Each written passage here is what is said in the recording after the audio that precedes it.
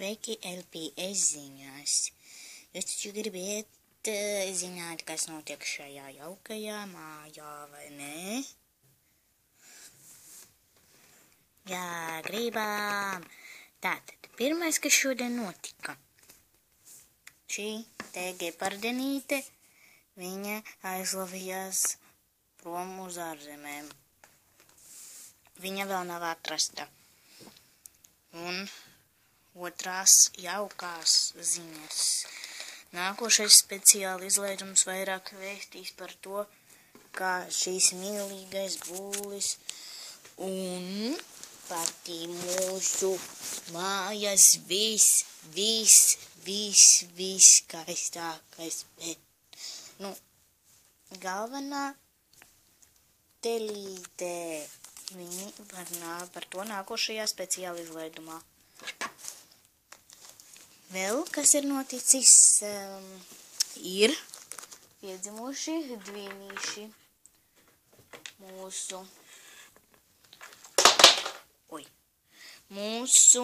mīļajai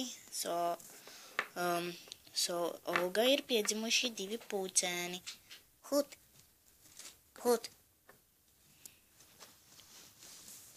Jā, vairāk par to šajā speciāli izlaidumā. Mēs tagad intervēsim šo laimīgo mammu. Atvainojiet, kā ir būt par dvīņu māti. Tā ir ļoti laba sajūta, taču ir grūti piemeklēt drēbes, un divi bērni patērē 2 reizes vairāk naudas. Jā. Es jūs iepazīstināšu ar saviem bērniem. Šī ir Hūta. Un šī ir Hūtija. Hūt. Jā.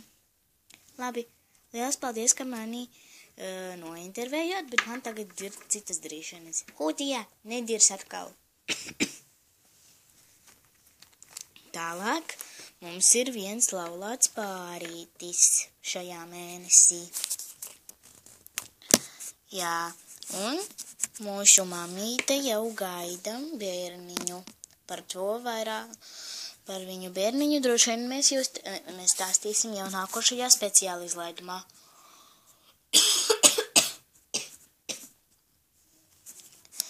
Jā, par to mēs stāstīsim nākošajā speciāli izlaidumā. Bet tagad mēs nointervēsim viņus. Kā ir būt laulātam pārim un gaidīt bērnu?